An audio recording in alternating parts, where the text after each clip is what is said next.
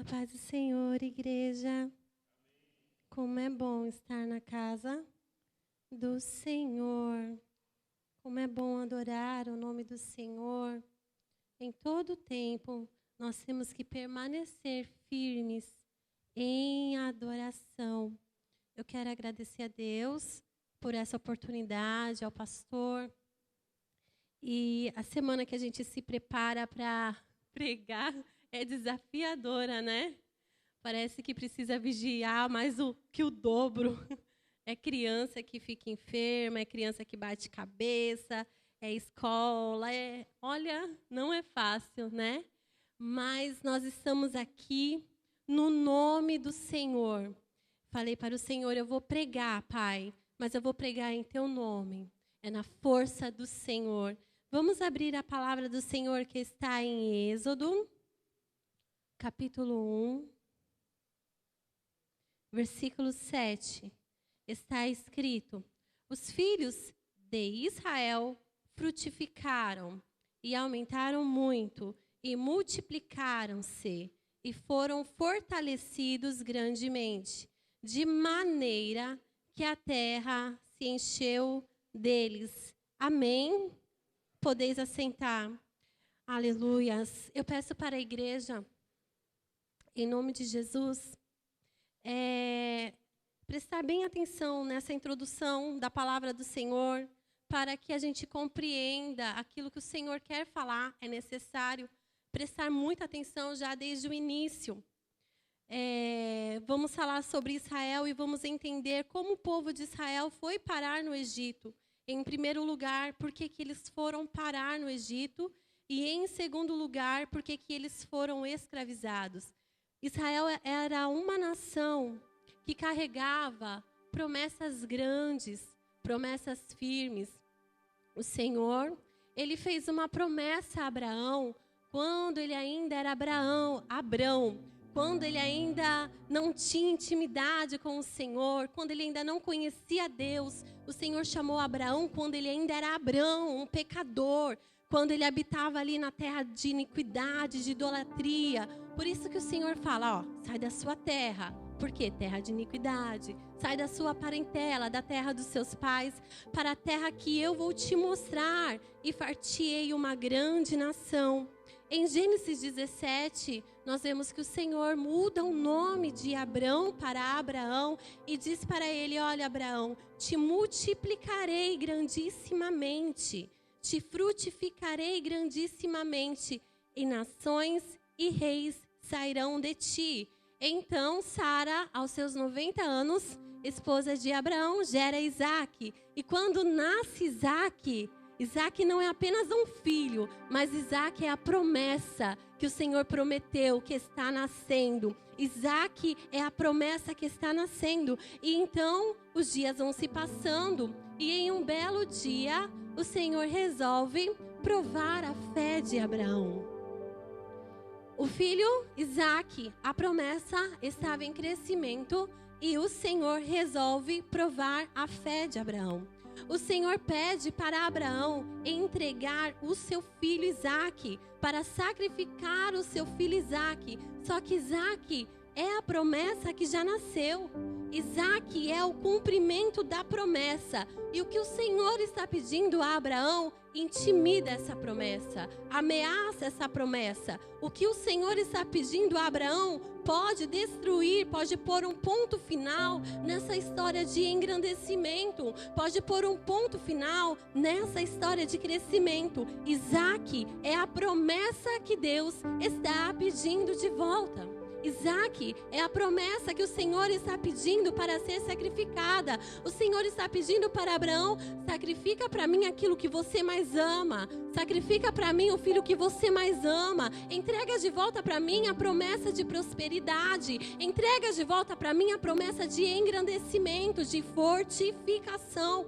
E aqui eu vejo que o Senhor, quando Ele nos entrega a promessa, não é porque Ele nos entregou que nós não vamos ser desafiados por Ele. Na verdade, Ele sempre irá nos provar naquilo que Ele já nos colocou, naquilo que Ele já nos entregou. E a promessa, ela nos tira do conforto. E a promessa muitas vezes nos leva a grandes desafios. A promessa nos leva para o Egito. A promessa nos encaminha para o deserto, para o cativeiro. Mas se nós formos obedientes em todos os desafios, nós vamos ser providência do Senhor.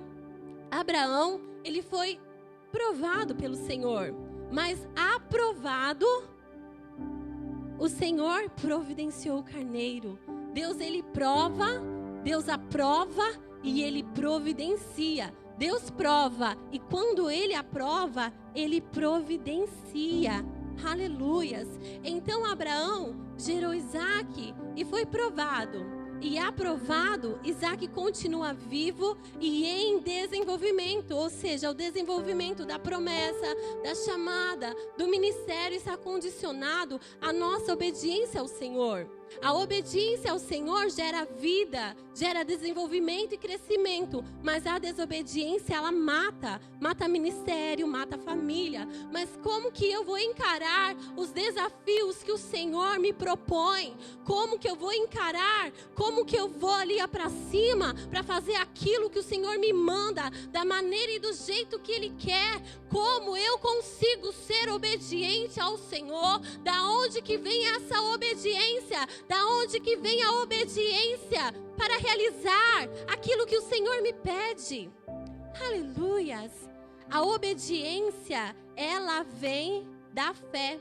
Por isso que está escrito na palavra do Senhor que sem fé é impossível agradar ao Senhor, porque sem fé é impossível ser obediente. Então nós vemos que a obediência do pai gerou o desenvolvimento do filho. O desenvolvimento, ele só acontece depois da aprovação do Senhor. E o Espírito Santo ministrou no meu coração hoje à tarde algo que não é fácil de se falar, mas que é verdade quando eu medito nessa palavra. A promessa, ela nasceu e você se alegrou com esse nascimento. A promessa, quando ela nasce, quando ela vem à luz, ela gera alegria. Nós nos alegramos ao ver Deus cumprindo a promessa. Só que o desenvolvimento, o crescimento só irá acontecer quando nós formos aprovados pelo Senhor. Então, se você está se alegrando com o nascimento da promessa, já se prepara para a prova, já se prepara para o desafio. Se você quiser manter a promessa viva, em constante crescimento. Aleluias. Isaque, filho de Abraão, o filho da promessa, também foi provado pelo Senhor. Aos 40 anos ele casa com Rebeca, que é estéril. A esposa é estéril e está prejudicando então a promessa do marido. Não é verdade? Mas o que ele faz? Ele ora por ela. Ele ora instantemente. Ou seja, ele ora com urgência, interessado no cumprimento da promessa. Ele passa 20 anos ali sendo provado pelo Senhor, pedindo pelo filho amado para que a promessa, a descendência continuasse ativa, crescendo e se desenvolvendo. Com fé ele persiste. E Rebeca gera Esaú e Jacó. E Deus revela que o maior servirá ao menor. Então Jacó recebe a bênção da primogenitura. O Senhor muda o nome de Jacó para Israel, que significa aquele que luta com Deus. E Jacó teve 12 filhos, que são as 12 tribos de Israel. Aleluias.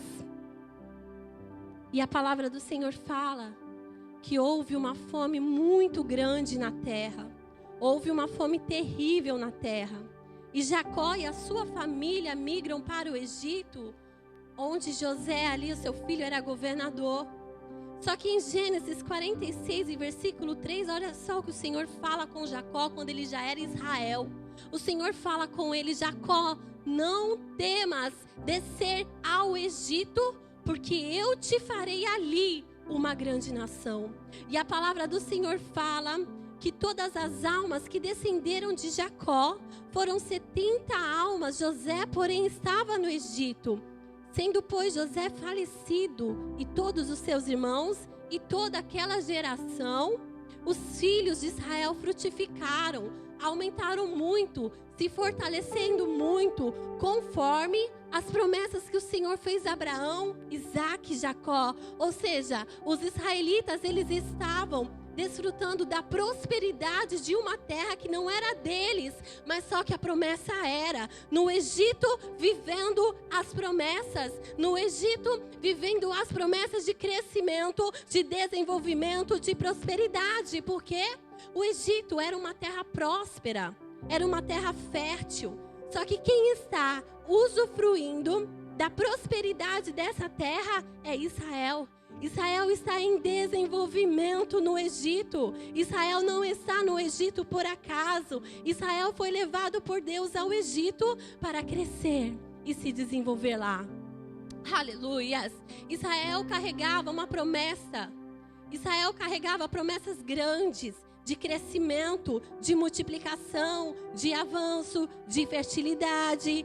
E o Egito era uma terra próspera, era uma terra fértil, ou seja, Israel tem a promessa, mas é no Egito que tem os recursos. Então é por isso que o povo de Deus vai parar no Egito. Ou seja, a fome severa veio, mas o Senhor os levou para uma terra fértil. A fome, a escassez, a miséria podem até nos intimidar, mas a promessa não nos deixa permanecer nela. A promessa que o Senhor nos deu nos leva para uma terra de crescimento, para a terra de fertilidade. Ou seja, as promessas que nós carregamos são elas que mudam a nossa história, são elas que mudam a nossa vida. A promessa que você carrega vai te tirar da escassez, vai te tirar do desprovimento e te levar para uma terra de provisão. Oh, Pai. No versículo 8 está escrito: depois levantou-se um novo rei sobre o Egito que não conhecera José. O espaço de tempo, igreja, entre a morte de José e o início e o começo da perseguição de Israel foi de aproximadamente 220 anos. 220 anos se passaram e Israel continuava ali, crescendo intensamente. Crescendo com abundância. Ou seja, o Senhor pode até estar, a promessa pode até estar demorando para acontecer na sua vida, porque o Senhor está te provando como provou Isaque ali no tempo, para saber se você vai permanecer firme pedindo a Deus pela promessa, crendo na promessa que vai acontecer. Só que quando ela começar, quando ela nascer e se iniciar, não vai haver um ponto final, vai haver aperfeiçoamento da promessa, vai haver desenvolvimento da promessa, vai haver crescimento da promessa. O novo rei não conhecia a história de José, não conhecia a história dos israelitas. Ele como rei está sendo levantado agora, ele como rei está reinando agora, começando agora. Mas Israel já tinha uma história de fortaleza, Israel já tinha uma história de fortificação. Recanta lá pra gente. Oh, aleluias. Então o rei diz ao seu povo, versículo 9: eis que o povo dos filhos de Israel, em primeiro lugar, é muito, em segundo lugar, é mais poderoso do que nós. Aleluias. O rei conversa com o seu povo a respeito dos israelitas e ele diz: eis que o povo dos filhos de Israel é muito e mais poderoso do que nós. Ou seja, Israel estava ali sendo observado pelo rei, que enxergou claramente esse crescimento, que enxergou claramente essa força, esse poder. O rei enxergou claramente que tinha mais israelitas do que egípcios, isso era muito notório. Ele enxergou que Israel era mais respeitado do que os egípcios, que era mais influente, que se desenvolviam mais, que eram mais vigorosos e resistentes. Israel tinha dominado o Egito, igreja. O Egito estava empanturrado de israelitas. Então o rei disse: eis que o povo dos filhos de Israel é muito e mais poderoso do que nós. Ou seja, o rei enxergou uma força nesse povo, enxergou um poder nesse povo. Ele enxerga uma força, nesse povo tão grande. Só que Israel não enxerga aquilo que o rei está enxergando. O rei enxergou em Israel uma força que nem mesmo os israelitas enxergaram neles. Ou seja, Israel era muito mais poderoso do que os egípcios, e se eles vissem neles esse poder que o rei viu, eles não tinham permanecido escravizados. Israel estava crescendo e se fortalecendo muito, mas só que eles estavam cegos espiritualmente, porque se eles enxergassem Deus com eles, eles não teriam permanecido escravizados, eles teriam lutado e eles teriam vencidos. Ou seja, se você enxergar Deus em você, você vai lutar e você vai vencer. Mas se você não enxergar, até o medíocre te oprime, até o mais fraco te prende e te oprime mesmo e não te deixa escapar. Tem gente que está crescendo, tem gente que está em desenvolvimento, só que não consegue enxergar a força de Deus nele, não consegue enxergar o poder de Deus se aperfeiçoando nas fraquezas e nas imperfeições. Carrega a presença de Deus, mas não enxerga o poder que há nessa presença. É templo do Espírito Santo, mas não enxerga. Tem capacidade para lutar, mas não enxerga. A vitória já é sua, mas não enxerga. Você não consegue enxergar o poder de Deus na sua vida. E está preso nas mãos do inimigo. Está preso porque lhe falta forças? Não. Está preso porque lhe falta visão. Você está cego espiritualmente. Quantas pessoas que enxergam Deus em você e dão testemunho da sua vida e você de boca calada? Quantas pessoas veem Deus lutando as suas guerras? Até os seus inimigos enxergam capacidade em você, mas você não enxerga. E cristão que perde a visão vira escravo. Escravo não luta, escravo não guerreia, escravo apanha até mesmo do mais fraco. Israel é um povo forte sendo oprimido por um povo fraco, por um povo medíocre, que não tinha o Deus que eles tinham e nem a promessa que eles tinham. Aleluias! Então o rei observou que Israel era muito mais poderoso. E ele diz, está escrito no versículo 10, que eles precisavam agir com sabedoria. Para quê? Para que esse crescimento parasse. Para que Israel não se multiplicasse mais, para que Israel não crescesse mais. O que o rei quer não é matar Israel. O que o rei quer é paralisar esse crescimento. Ele quer acabar com esse crescimento. Ele quer enfraquecer, ele quer abater, ele quer deprimir e ele quer desanimar. Mas ele quer destruir algo que ele não tem controle. Ele quer destruir algo que ele não tem entendimento, que ele não tem poder nem para tocar. O que ele quer destruir em você é a promessa. A promessa da salvação, a promessa de prosperidade, a promessa de abundância, a promessa do Espírito Santo. Mas ele não tem o poder sobre essas coisas. O inimigo, ele quer te abater, tentar te enfraquecer, te deprimir, te desanimar, para interromper o seu crescimento, para interromper o crescimento da chamada, do ministério, para interromper o crescimento dos dons aos quais o Senhor te colocou, porque Ele quer te ver paralisado. E por que esse crescimento de Israel é tão preocupante, igreja? Por que preocupa tanto o rei esse crescimento?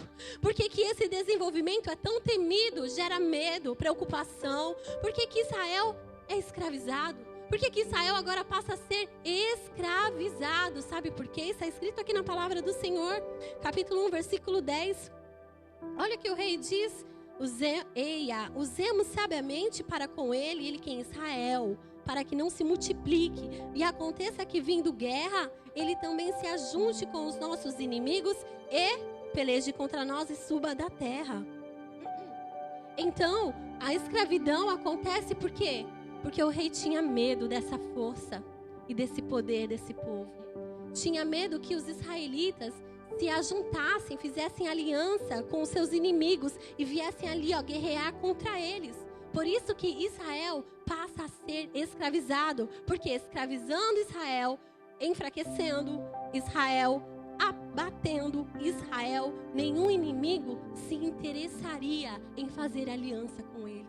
Nenhum inimigo iria querer se ajuntar com eles para guerrear contra o Egito, que era uma terra próspera, uma terra bem vista, uma terra desejada. por causa ali também do rio Nilo.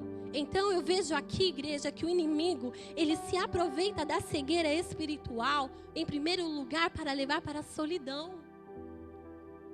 Porque ninguém quer fazer aliança com alguém que está em depressão. Ninguém quer fazer aliança com um deprimido. Mesmo que você prove que você está em desenvolvimento no meio desse processo. Mesmo você provando que está em crescimento no meio da angústia, no meio da opressão. Ninguém quer fazer aliança com você. Então Israel começa a ser escravizado. E os egípcios puseram sobre eles maiorais de tributos para os afligirem com a sua carga. Israel passa a ser afligido, passa a ser atormentado, escravizado com suas cargas, com tarefas pesadas. E agora eles edificam cidades de tesouros a Faraó. Um povo que portava uma promessa exagerada. Esse crescimento era imoderado. Só que agora eles não estão edificando mais nada para eles. Agora eles não estão construindo mais nada para eles. Ou seja, a promessa continua em desenvolvimento, em crescimento. Só que quem está usufruindo desse crescimento, desse poder, dessa força, é Faraó. Porque quando nós somos escravizados pelo pecado, ainda que dentro de nós há uma promessa de crescimento e desenvolvimento, a gente não consegue se beneficiar dela. Porque não há salvação na escravidão. E escravo não edifica e não constrói nada para si mesmo. Escravo edifica a Faraó. E Faraó se aproveita. Então nós vemos que aqui o povo de Israel começa a ser afligido. Só que a aflição, o tormento, a tortura é apenas o início da perseguição. A aflição, o tormento, a tortura é apenas o começo da escravidão. É apenas o começo da depressão. E aqui eu entendo que não é porque nós estamos crescendo e prosperando que todos nós que estamos crescendo e prosperamos somos libertos. Não. Israel estava crescendo, continuou crescendo e prosperando e muito mais no meio dessa aflição. Porque havia uma promessa. Porque Deus não é homem para mentir e nem filho do homem para que se arrependa. Então, se Ele diz que Ele vai fazer, Ele faz, Ele cumpre, Ele tem zelo pela palavra dEle. Só que você pode dizer, não, mas eu estou crescendo muito mais. Eu estou me desenvolvendo muito mais, só que é escravo. Está apanhando, está sendo torturado, está perturbado, não está usufruindo desse poder. Não está conseguindo usufruir desse crescimento. Os outros é que estão se aproveitando de você. E enquanto você estiver cego espiritualmente, até o mais fraco vai te prender, vai te oprimir. Até o medíocre vai te oprimir. O cativeiro aqui, eu vejo com os olhos espirituais, a qual o Senhor me dá esse discernimento, que o cativeiro, ele força a promessa a crescer. O cativeiro ele força a promessa a se desenvolver muito mais. O cativeiro pode até nos prender, só que ele não paralisa a promessa, ou seja, podem te prender. Só que a promessa que está dentro de você, ela vai continuar em desenvolvimento. Porque o andamento da promessa, o crescimento da promessa, o desenvolvimento da promessa não está sob o controle dos seus inimigos. É o céu quem comanda dentro de você. Aleluias! E esse cativeiro não vai te paralisar, aleluias. E as armas que o inimigo tem usado para tentar te destruir, elas vão te promover. As armas que o inimigo tem tentado usar para te paralisar, para te destruir, para te derrubar, elas irão aperfeiçoar o seu desenvolvimento. A luta que hoje te fere, amanhã ela te promove, aleluia. Sabe por quê? Porque a promessa, ela é muito mais forte que a dor. A promessa, ela é muito mais forte que a dor. Então, quanto mais os afligiam, tanto mais se multiplicavam, versículo 12, e tanto mais cresciam. Israel estava vivendo a promessa em meio à dor. Ou seja, Israel estava crescendo mais, multiplicando mais, vivendo a promessa em meio à dor, em meio à aflição. E tem gente vivendo a promessa de Deus em meio ao tormento. Tem gente vivendo promessas de crescimento em meio a uma opressão do inimigo. Tem gente vivendo as promessas do Senhor em meio ao choro, em meio às tristezas. Tem pessoas vivendo promessas de crescimento em meio a uma depressão. Vivendo um ministério próspero, mas em meio à depressão. Canta e ora, só que está oprimido. Não consegue desfrutar deste poder. Só os outros que desfrutam. Só que se a luta é grande, o crescimento é bem maior. E grandes lutas provocam grandes crescimento. Versículo 13 e 14, nós vemos que os egípcios, então, eles fazem servir os filhos de Israel com dureza e amargam a vida com dura servidão. Ou seja, essa escravidão agora, a igreja de Israel, passa a ser mais vigorosa. O rei, ele potencializa a opressão, o tormento, ele intensifica com dureza essa escravidão, impondo mais trabalho, aumentando o peso, aumentando a carga, mais do que Israel podia suportar. Ou seja, o peso, a carga é mais forte que a resistência do corpo, é mais forte que a força do corpo. Só que o rei não quer matar Israel, mas também não quer que Israel suporte esse processo. O rei, ele quer destruir a força, ele quer acabar com a resistência de Israel. A investida do rei é: vamos aumentar a carga, vamos aumentar o peso, vamos potencializar o trabalho escravo para matar? Não, então para quê? Para cansar. Por quê? Porque a escravidão ela é intensificada com dureza. O propósito é cansar Israel, porque cansados eles vão cair, e caindo eles vão apanhar. E quem está cansado, caído e arrebentado se levanta como?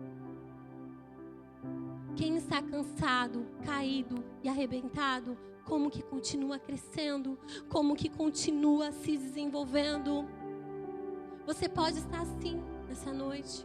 Você pode estar cansado, caído, se sentindo que a vida o tempo todo está te ferindo. Só que a promessa, ela está viva dentro de você. E ela não está parada. Ela está em desenvolvimento. Ela está se aperfeiçoando, sabe por quê? Porque ainda que o nosso homem exterior se corrompa, ainda que o nosso homem exterior se cansa, aleluias, o interior se renova de dia em dia. O homem pode te abater, te ferir, te humilhar, mas o Senhor abraça a sua alma, aleluias. O inimigo tem colocado peso em seus ombros. Só que ainda assim você vê a fé dentro de você, se desenvolvendo, crescendo. Só que ele está querendo potencializar esse peso. Ele está querendo potencializar essa carga. Ele está aumentando o sofrimento, ele está aumentando a dor. Ou seja, os sintomas depressivos não estão diminuindo mais. Os sintomas depressivos, eles estão aumentando.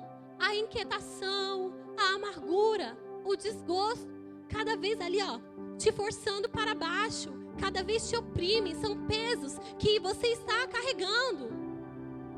Tem pessoas aqui, eu sinto em dizer pelo Espírito Santo nessa palavra, tem pessoas aqui que estão começando a entrar numa depressão. Só que nessa noite, o Senhor, Ele vai tirar todo o peso. Você entrou aqui carregado, mas o Senhor vai tirar todo esse peso. Porque Ele não vai te permitir você cair. Só que também tem um grupo, também tem pessoas que já estão há muito tempo em depressão. Já se afundou. Muito peso. O que acontece? Derruba. A pessoa cai, desmorona. Aí você se sente caído ali para baixo. Um monte de peso em cima de você. E você fala, Senhor, como que eu vou me levantar? Como que eu vou sair daqui se os pesos continuam em cima de mim? Se as feridas não cicatrizam, se cada vez mais dói, se cada vez mais sangra, como que eu vou levantar? Você vai levantar na força do Espírito. Você vai levantar no poder dessa palavra. Mas eu quero dizer algo pelo Espírito Santo também, que você só está na profundeza dessa dor. O diabo só potencializou esse sofrimento porque você permitiu e deu legalidade. Porque você não se libertou do passado. Então, quando a gente não se liberta do passado, são pesos que a gente vem carregando e trazendo todo dia para o dia de hoje, chamado hoje. Sofreu na infância, não liberou perdão, na adolescência, na juventude, peso, e você se afundou por falta de perdão. É por isso que a palavra do Senhor fala que as coisas velhas, elas precisam ficar para trás, para que o novo do Senhor venha acontecer na sua vida. Mas se você chegou nas profundezas da depressão, aleluias, pelo poder dessa palavra, você vai se levantar nessa noite. E Israel, igreja, Israel continua crescendo. Só que o rei não parou não nessa investida. Ele chamou as 2 parteiras, vamos matar os meninos, só que as parteiras temeram ao Senhor. Israel continuou crescendo. Gente, um povo forte sendo oprimido por um povo fraco, por um povo medíocre. Saiu da própria boca do rei, saiu da própria boca de um pecador, de um ímpio, que Israel era forte, que Israel era poderoso. Só que Israel continuava crescendo. O rei falece e Israel clama, e o Senhor ouve o clamor. Então começa a vir as pragas. E eu perguntei, Senhor, mas por que você endurecia o coração de Faraó? Cada praga que vinha, o Senhor endurecia. Sabe por quê? Porque minha é a vingança, diz o Senhor. Está escrito na palavra do Senhor que o Senhor é um Deus zeloso e que toma vingança. O Senhor toma vingança e é cheio de furor. O Senhor toma vingança contra os seus adversários e guarda a ira contra os seus inimigos. Então cada praga que Deus mandava, ele então fechava o coração de Faraó, porque ele queria se vingar do seu povo. Cada praga, o Senhor estava se vingando de Israel, daquela escravidão. E quando o Senhor manda então o espírito da morte, que mata os primogênitos dos egípcios, Israel que já não os egípcios que já não aguentavam mais Israel, não vê a hora de agilizar o processo para Israel sair do Egito. Aleluias. Vamos ficar de pé em nome de Jesus. Eu quero dizer algo nessa noite, que o Senhor, Ele quer abrir os nossos olhos para que a gente seja liberto. Porque Deus, Ele não quer apenas sustentar a promessa dentro de você, não. Ele não quer apenas que a promessa, o Senhor não quer apenas desenvolver a promessa dentro de você. Ele quer te tirar desse cativeiro. Ele quer te libertar dessa dor a qual você já está preso há muito tempo. Se Israel enxergasse neles aquilo que o rei enxergou, eles não teriam permanecido na escravidão. Um povo forte sendo escravizado por um povo fraco. Então, se você não enxergar Deus em você, até o mais fraco te oprime. Israel tem a promessa, mas não tem a visão. Só que o Senhor quer nos dar visão para que eu e você enxergue o mundo espiritual. Para que você comece a enxergar Satanás como um derrotado e você passe a se enxergar como um vitorioso. O Senhor quer te tirar desse cativeiro. O Senhor quer te libertar das mãos dos opressores. Porque o inimigo quer potencializar essa humilhação. O inimigo quer potencializar essa humilhação, essa dor, esse sofrimento. Só que o Senhor quer te curar nessa noite. O Senhor quer te libertar. Ele quer sarar a sua alma. Ele quer te curar. Ele quer sarar cada ferida. Ele quer tirar cada peso que você tem carregado e você tem se sentido oprimido, abatido. O Senhor quer te levantar. Não é apenas a promessa que vai sair em desenvolvimento dentro de você. O Senhor quer te levantar. Ele quer te ver em pé. Aleluias. Aleluias, o Senhor quer te levantar nesta noite. Aleluias. Você com as suas mãos, igreja, vamos levantar as nossas mãos nessa hora. Senhor Jesus, Pai, em nome de Jesus, nós queremos liberar perdão, Pai, para todos aqueles que nos feriram, porque nós entendemos também que nós seríamos pessoas. Nós não queremos ficar carregando pesos de amargura, pesos de ódio, de divisão. Nós não queremos apenas que a promessa se desenvolva e cresça dentro de nós.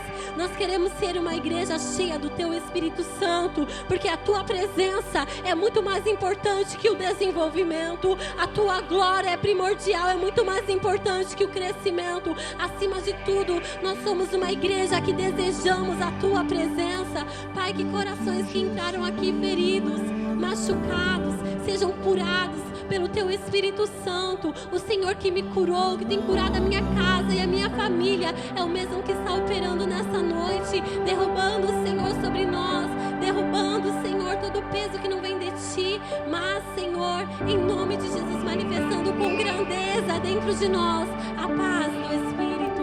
Pai, que essa palavra venha frutificar em nossos corações, em meu, Pai, coração, venha multiplicar. Que venha frutificar essa palavra em mim. Em nome de Jesus Cristo, Pai, alimenta essa palavra em nós. Essa palavra é o alimento do Teu Espírito Santo para nos fortalecer, Pai. Que cada um venha se alimentar dessa palavra, mastigando, Pai, essa palavra. Em nome de Jesus, engolindo essa palavra, permitindo que essa palavra trabalhe, permitindo que essa palavra liberte, permitindo que essa palavra transforme, Pai, porque é palavra de cura, é palavra de libertação. Pai, em nome de Jesus, toda a honra, Pai, toda a glória seja dada a Ti. Eu sou tão pequenininha, Pai, mas eu estou aqui, Pai. Ah, Pai, eu me lembro das promessas de quando eu ainda era, Pai, uma adolescente, me querer, canta lá, brachei, tão pequenininha, uma adolescente. Mas o Senhor me fez promessas. É por essas promessas que eu estou aqui. E é em Teu nome, Pai, em Teu nome. Aleluia. Amém. Eu agradeço a oportunidade em nome de Jesus.